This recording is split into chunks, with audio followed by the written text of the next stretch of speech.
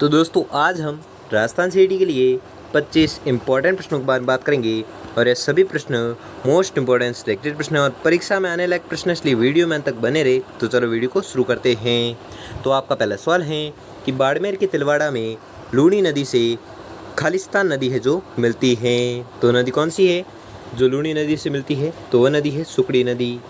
तो दोस्तों आपको 25 प्रश्न दिए जाएंगे, जिसमें से आपने कितने प्रश्न सही किए हैं वो हमें लास्ट में कमेंट बॉक्स कमेंट करके जरूर बताएं, जिससे कि आपकी प्रिपरेशन का पता चलता रहेगा। तो अगला प्रश्न देखते हैं। अगला सवाल है कि भीलवाड़ा जिले की खालिस्तान नदी पर बागोर स्थित है, तो वह नदी है कोठारी नदी, जहाँ जिस पर क्या स्थित है? बागोर। अगला सवाल है कि राजस्थान में किस स्रोत से सर्वाधिक सिंचाई की जाती है? वेरी मोस्ट इम्पोर्टेंट क्वेश्चन है, बहुत बार एग्जाम में रिपीट होता है कि राजस्थान के किस स्रोत से सर्वाधिक सिंचाई की जाती है? तो वह स्रोत है नलकूप एवं कुएं से। अगला सवाल है कि मारवाड़ का अमृत सरोवर कहलाता है। वेरी मोस्ट इम्पोर्टेंट क्वेश्चन है, बहुत बार एग्जाम में रिपीट होता है कि मारवाड़ का अमृत सरोवर कहलाता है। तो कौन सा बांध कहलाता है? तो वह बांध है जवाई बांध। अगला सवाल है कि मेनाल नदी पर स्थित मेनाल जलप्रपात किस जिले में है? ये भी मोस्ट इम्पोर्टेंट क्वेश्चन है, परीक्षा में आने लायक प्रश्न है कि मेनाल जलप्रपात है जो किस जिले में स्थित है? तो मेनाल जलप्रपात स्थित है भीलवाड़ा जिले में। अगला सवाल है कि निम्न में से कौन सा या कौन से त्रिवेणी संगम सही नहीं है?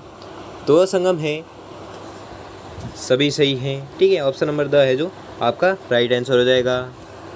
अगला सवाल है कि यह नदी नीचे से चौड़ी है तथा ऊपर से सकड़ी है, इसलिए गार्ज नदी भी कहलाती है। तो वह नदी कौन सी है? तो वह नदी है चंबल।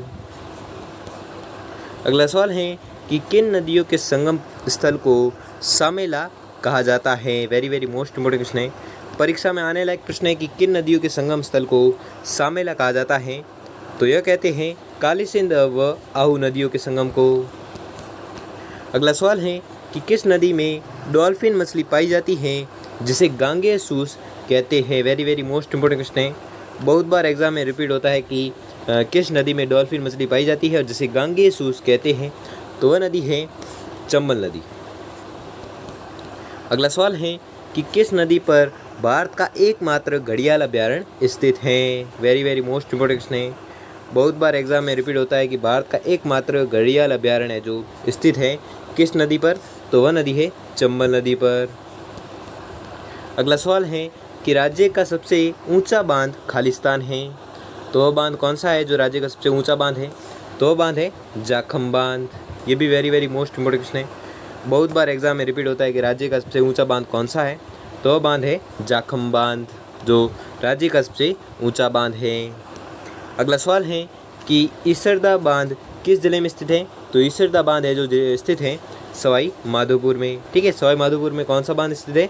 ईसरदा बांध। ये भी मोस्ट इम्पोर्टेंट क्वेश्चन है। अगला सवाल है कि साबरमती नदी की सहायक नदियाँ हैं, तो सहायक नदियाँ हैं वाकल, हथमती, मेसवा और वेत्रक। ये चारों नदियाँ हैं जो साबरमती नदी की सहायक नदियाँ हैं।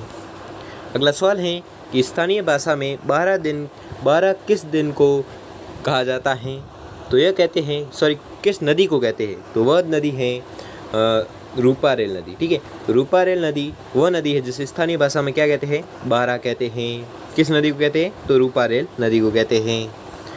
अगला सवाल है कि झालावाड़ में स्थित गागरोन का किला किस नदियों के संगम पर बना है? तो आपको याद रखना है वह है आहू और कालीसिंध, ठीक है। आहू और कालीसिंध नदियों के संगम पर बना हुआ है कौन सा किला? गागरोन का किला।